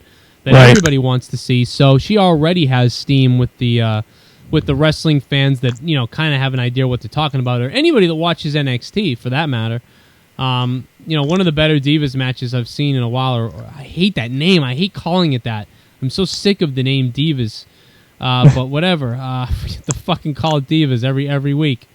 So for those of you who didn't see it, this video will be uploaded. This entire show will be uploaded to my channel, youtube.com/Joe Cronin Show. And of course, I went through a table tonight because the bear attacked me like I friggin' knew he would.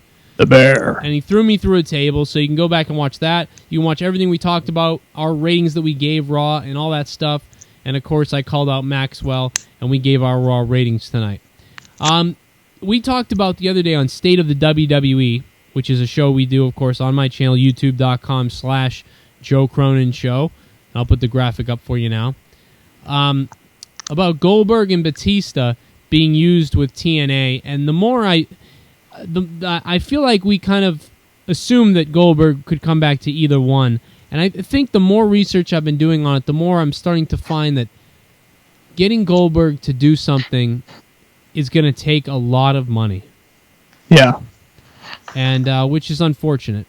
But all signs point to, I don't think it's in the cards for TNA. I don't think they have the money to pay for him. Well, like you said, your idea was to get rid of Hogan and somehow reclaim the money from his contract. And then, yes, they could afford Goldberg, but is that likely? No. But even if it's just $2 million from Hogan, I mean that's not enough. Still, you know what I mean? $2 million from Hogan. I mean you might need $5 million, $6 million total for Goldberg. And if Batista finds out what Goldberg's getting paid, I mean he's going to want a big chunk too. Unless you can turn the tables and have Batista come back for a long time and then just pay Goldberg for one match, because I guarantee Batista would be less money than Goldberg.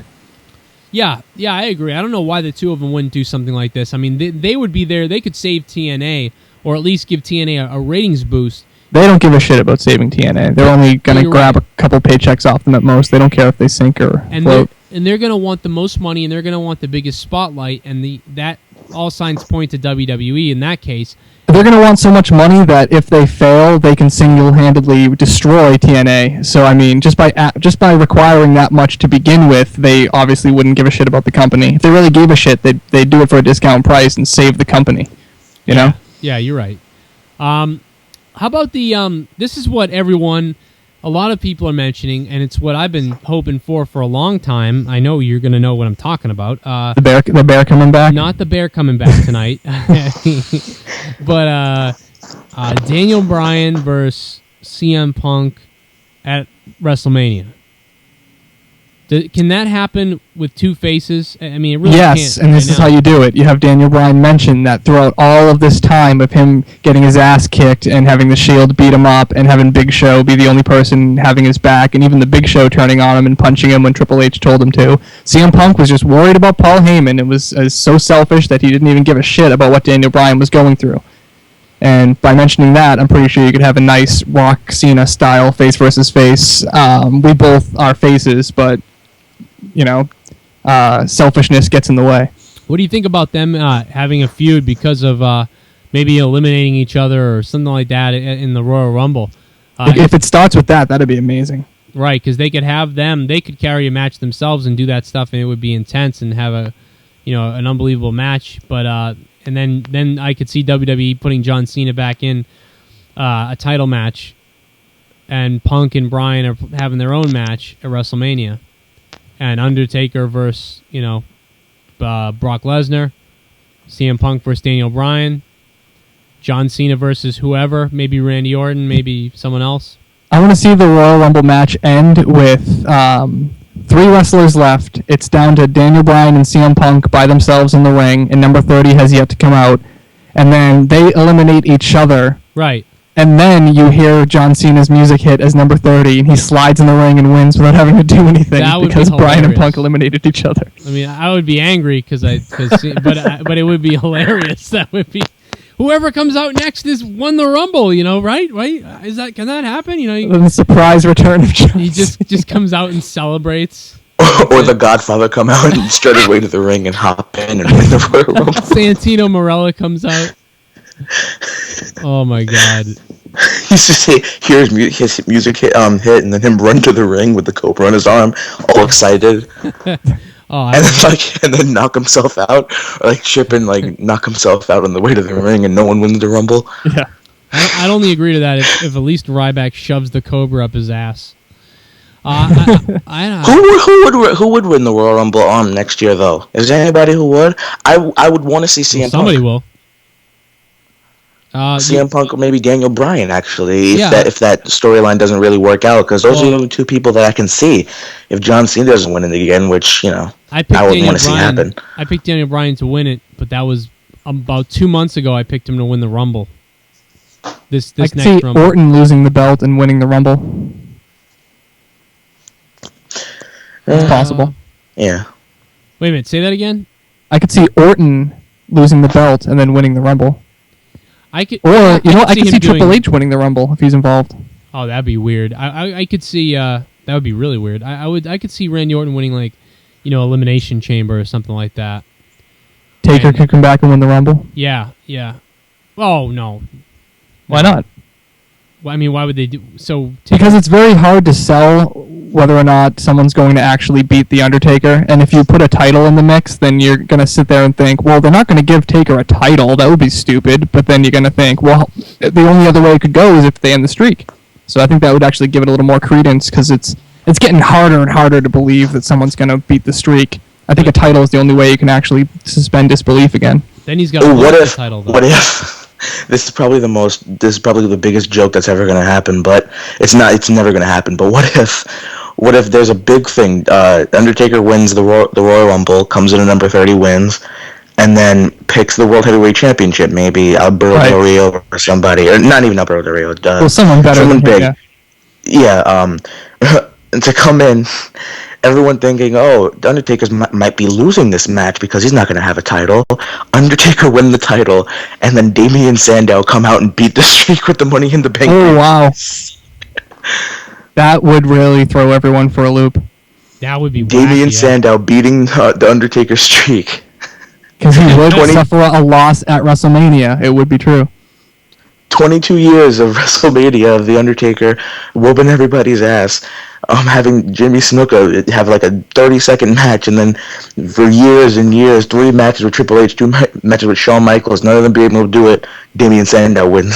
Yeah, say they give Lesnar or someone the title before Mania, so it's him versus Lesnar. He beats Lesnar for the title, and he's all tired and beaten up in the ring, and then Sandow just rushes in. Oh man! Actually, now that you say that, when Brock Lesnar and Triple H were having a thing. They're going to fight at SummerSlam last year. Mm-hmm. I think WWE kind of gave a hint a little bit to the Brock Lesnar Undertaker thing for the World Heavyweight Championship because what was it? Brock Lesnar broke into Triple H's office and started breaking everything. And he put I remember that. Yeah, and he was like, "Oh, that looks good on you, Brock Lesnar, World Heavyweight Champion." And I don't know if that was a hint or I'm just talking crazy, but that might have been a hint for people to yeah. Yeah, I think it was just a fun tease, but they left it open ended in case they do decide to go that direction. It would be good for that. Would you guys be entertained if Damien Sandow beat the Undertaker streak at WrestleMania? Hell yeah, I think that would be awesome. That would be the best thing ever. Damien Sandow would be bragging about it for a long time, and then no one beats Damien Sandow ever for the championship. He beats CM Punk's streak. I could also see them just teasing it, having Sandow run out when Undertaker's asses kicked from Lesnar, and he's like on his back, like holding the belt, all beaten up. Sandow comes out, and then somehow Undertaker pulls out a tombstone or something and still beats Sandow and gets away. I could see that. That would be so wacky. I don't think that's not going to happen. But I think it's there's no doubt about it that it's Undertaker versus Brock Lesnar at WrestleMania 30. I mean, I know that. Or maybe because this could just be an idea. Maybe have someone face Damian Sandow like they did at TLC for the Money in the Bank briefcase. Have someone legitimate like John Cena face Undertaker at WrestleMania, and for like a legitimate superstar that beat Damian Sandow for the briefcase come out and beat Undertaker, like say Brock Lesnar, for example. Yeah. No, I don't see that though, right? No, I mean, what do you think is more likely, Brock versus Undertaker or Cena versus Taker? Because Cena could come out and be like, well, I've won the title a billion trillion times. There's only one thing left for me to do in this company, and that's beat the you know what I mean? That could make sense. Yeah, that would make a lot of sense. And I think yeah, because Brock Lesnar and Undertaker, I don't know if that would actually be a good match, because it would be a great match. There's no doubt about it, in my opinion. But I think storyline-wise, it would make more sense if it was Cena. You wouldn't want the belt on that's Cena, what I meant, then. yeah. You really wouldn't want the belt on him then, even though that's. I agree that would be really good if the belt was on him, but it would be, you can't have Taker win it. You know, I mean, you can. Well, you can. But then what does he do? He loses it. You know, he's not going to wrestle again. That could be his last match. He could retire with the streak intact. I mean, Edge retired after winning the belt at WrestleMania, didn't he? Yeah, he did. I think Undertaker may have, I mean, I don't know, maybe 2 more, maybe this one and another one, maybe 3 more WrestleManias, maybe. Do you think the streak's ending, or do you think he's going to retire with it? I think he's I think he's going to retire with it, but I wouldn't put it past him to. It would have to be. They'd have to be putting somebody over, like unbelievably putting somebody over, like Daniel Bryan beat him, or somebody beats him. There's a new guy we don't know about. You know, they'd have to be putting somebody over big time. You know, are you sure, or would they give it to a veteran to just cement the fact that, you know, you have to pay your dues to beat the streak? Maybe, but I feel like they could have done that with Shawn Michaels and Triple H already.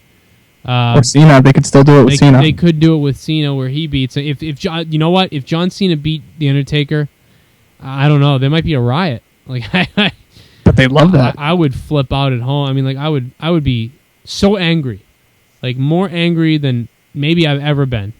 So I'd see another one of those videos of one of those wrestling fans smashing all of his DVDs because he's so upset. I mean, I would have a YouTube video that would go viral by that night, because I would lose my mind if John Cena beat the Undertaker.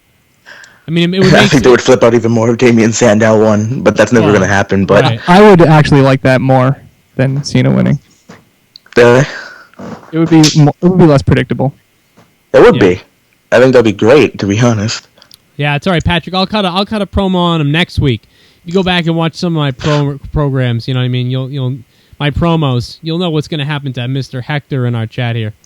Why don't you go click over to the other guy who's live? Go watch the Sports Courier. Go watch his broadcast. If you think we're gay, you know, just go watch his broadcast with his little background drop and little fucking graphics and shit with him talking like he's in the bathroom with his girlfriend. Go over there and watch him and talk to him if you like. If you don't want to be gay with us in here. But thanks for being here, Hector. I bet you Hector Torres can't wait for Los Matadores next week, or whenever the hell when are they debuting again? No, just said coming soon. Oh yeah, so we never know. Maybe never. They may have a failure to launch with those outfits. my like, what the hell? What are they wearing? I mean, it's like, you know, my God. Damian Sandow pulled off the what? I said I want to see them fight an actual bull in the ring. Maybe they can. Oh my God, there's some weird faces they make in that promo. I mean, even they must be like, "What is this?" Like, maybe, right. But at least maybe we're getting a push. You know what I mean? Yeah. So they're gonna ride it to the moon, whatever the fuck they have to do. Epico and Primo I mean, I would have just watched them as long as they were on Raw, but they just hid them away. Like, and then you see these good matches with them on YouTube or on NXT or live in dark matches. I would see them have Or main matches. event. Yeah, main event, that stuff. It's funny, people were complaining, by the way, about main event a few weeks ago. Like, oh man, all they do is show replays of the stuff. Well, like main event and Saturday morning, like, Superstars when we were kids. Remember Superstars was on every Sunday, Saturday, whatever it was. And all they did there was show replays too, for the most part. They would have like replays of Raw, like half the show. They would have an interview that was exclusively for Superstars, a few of those. Here's the way I look at it. People used to complain that, like, I read all these results about dark matches. It sucks that dark matches aren't televised. So what I consider a Saturday morning slam and main event is, well, here's a couple dark matches that are televised. You don't expect too much out of them, but normally we wouldn't have even filmed this, but we might as well give the guys practice being in front of the camera until they're ready to move up. Or, if we got nothing else going on, let's just show one of the really good matches we have with the house show environment, Yeah, you're right. You're right. What are you gonna do? You can't televise everything, and too much of everything is too much. There may be too much now. You know what I mean? You got main event, you got all that stuff, but there's enough for everybody if you're that obsessed to watch it. And I like that you can see NXT on the internet and stuff. I loved watching Paige win the first ever women's championship or whatever the hell it was. Yeah. I mean, if there's not enough time on Raw to see your favorite wrestler who hasn't made it to the mid card yet, then just be happy that there's an outlet for them to possibly get a match once a week. Yeah. Somebody else asked about Rey Mysterio again. I don't know why, but the bottom line is he's not back until he's healed now, I think, and he's coming back. By the way, WWE.com celebrating the World Championship, and the first person on there is Goldberg. Second person behind Goldberg, guess who it is? Batista. Isn't that kind of funny? Little foreshadowing that we gave earlier. There's Goldberg, Batista, then Triple H, Daniel Bryan, and Alberto Del Rio way in the back, in last. What the fuck? 11 years ago today, Raw General Manager Eric Bischoff awarded Triple H with the newly minted World Heavyweight Championship. WWE.com celebrates the anniversary of the prestigious title with photos and videos and all this crap. Yay. I guess. Did I just get a tweet?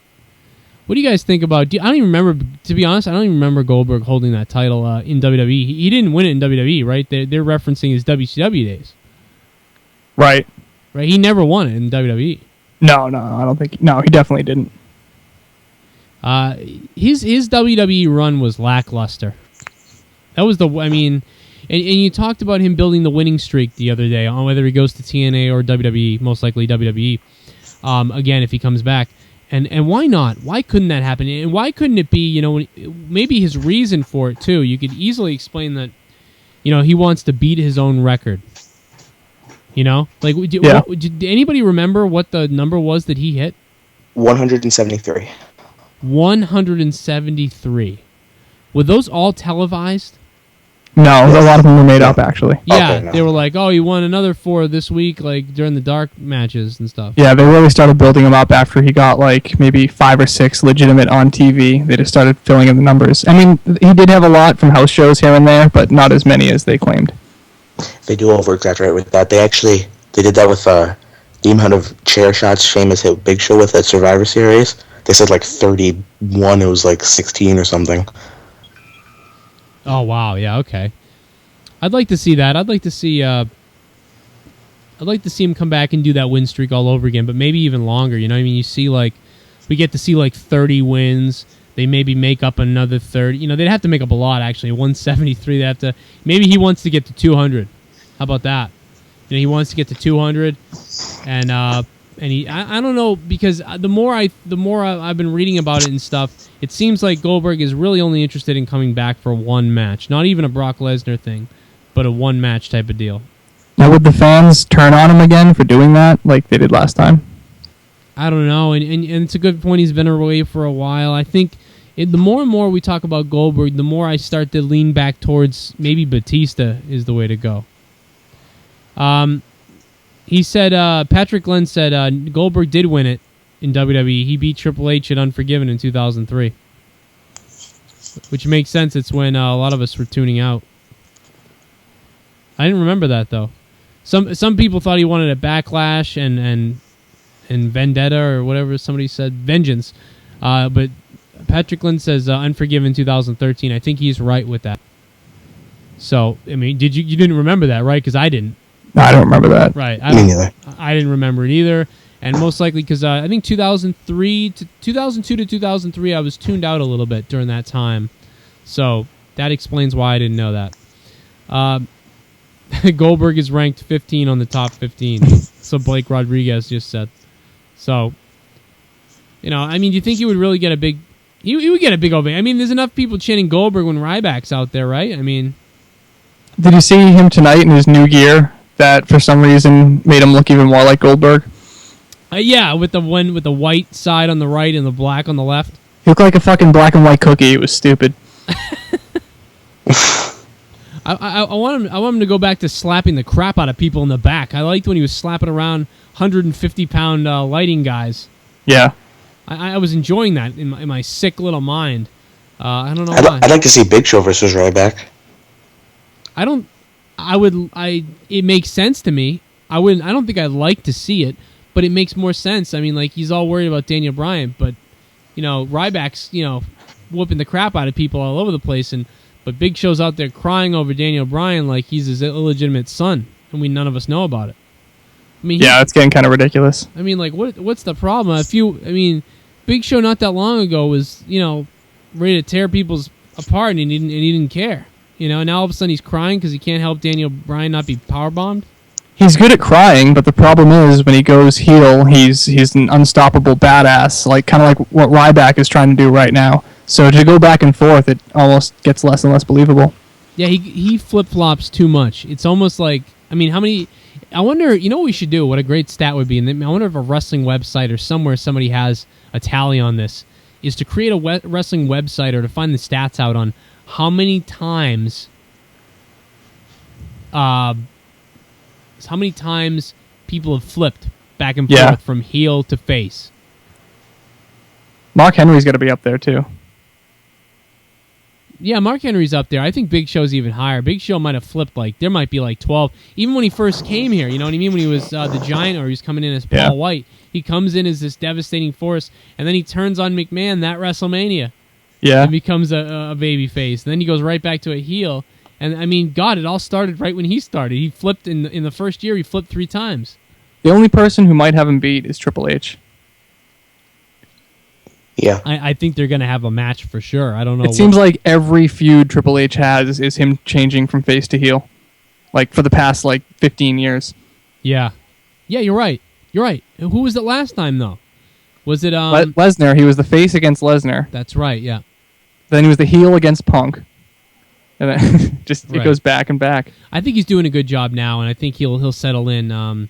Yeah. Another thing that made me think about why Dolph Ziggler gets heat in the back was after seeing a few interviews about Dolph Ziggler, by the way, not to skip back to this, but then I saw an interview with Vicky Guerrero where she kind of mentioned that her favorite guy to work with was Edge, and then Sam Roberts brought up, well, what about, Dolph Ziggler, though? I mean, he's really good looking and all these things, and she kind of was like, yeah, he kind of, wants to have the spotlight to himself and everything, and where I really enjoy with Edge, because, he kind of shared it with me, and we had this bond and stuff, and it was just, one of many interviews where, where Dolph Ziggler wasn't talked well.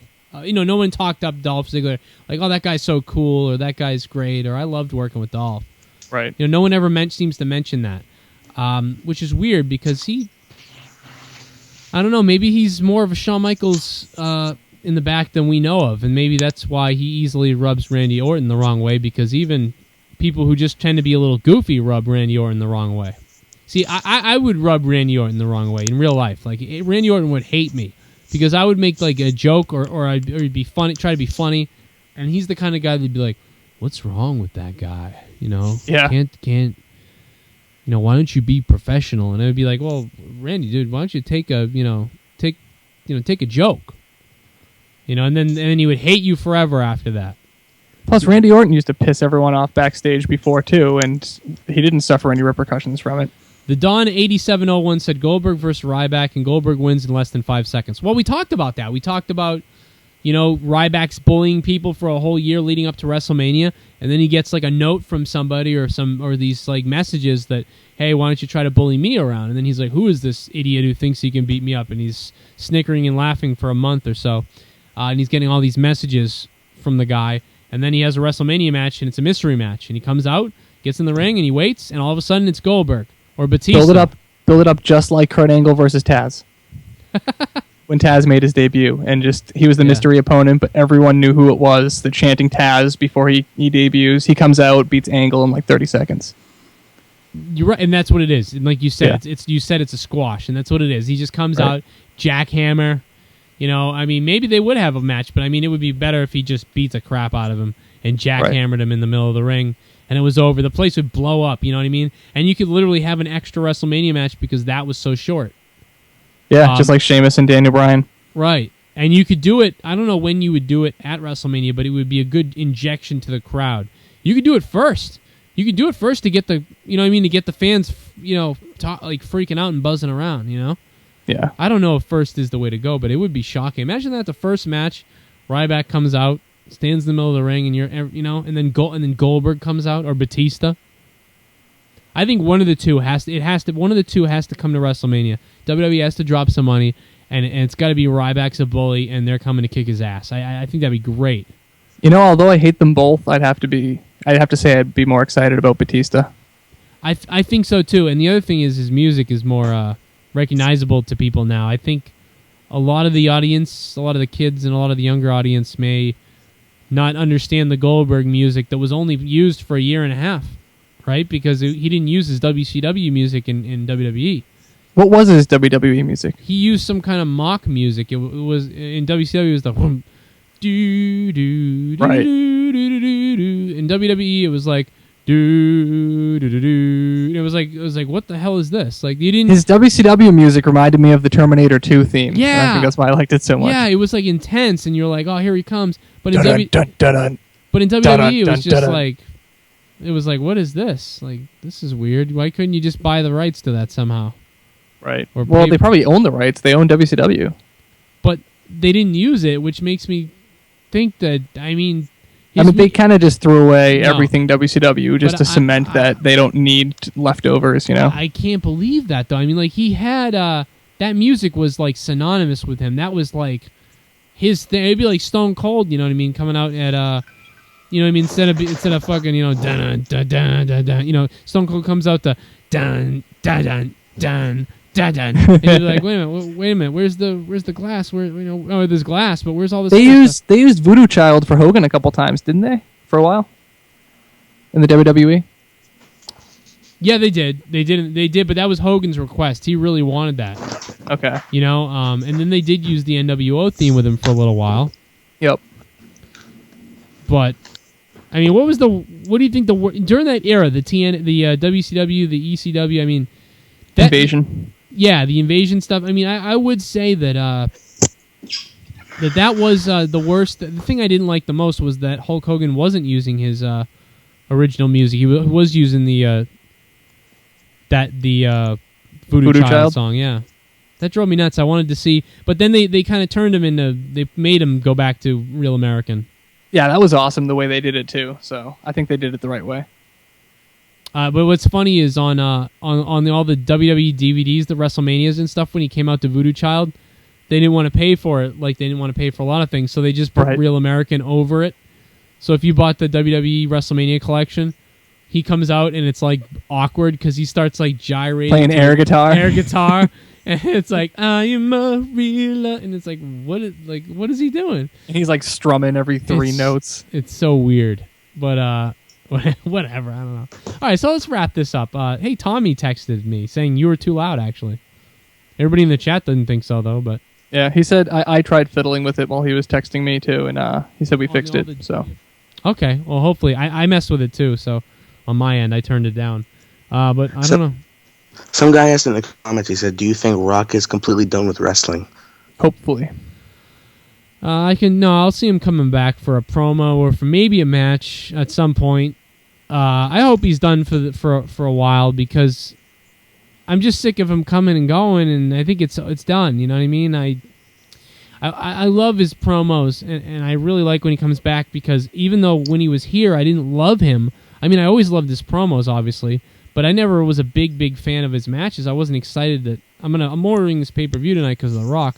I actually missed the Royal Rumble, the match he had with Mick Foley back in that era, because I was not excited for it for whatever reason, and I didn't order that pay-per-view. Maybe it was money or something I didn't order. It was one of the only Royal Rumbles I didn't order. And I remember thinking, oh, well, whatever. And it was like one of the best matches he ever had. Right. I was like, no, I missed it.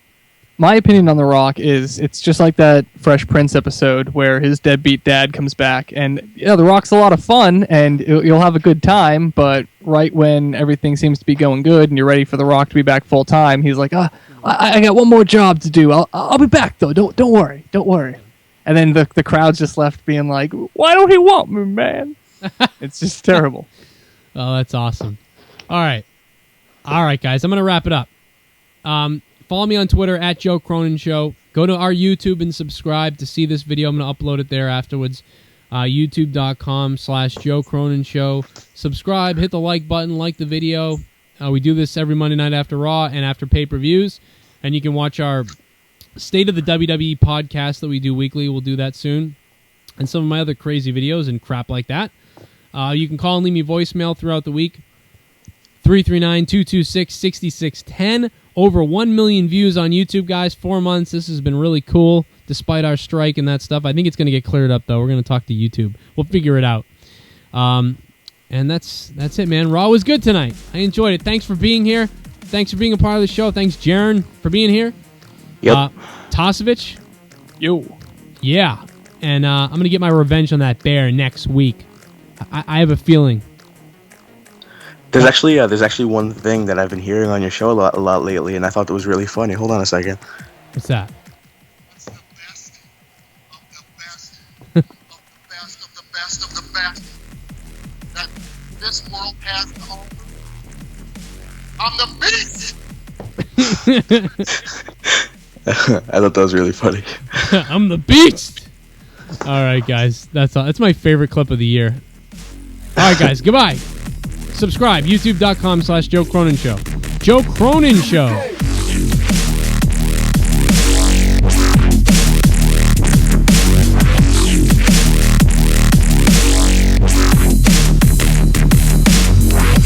gave me the finger. You happy?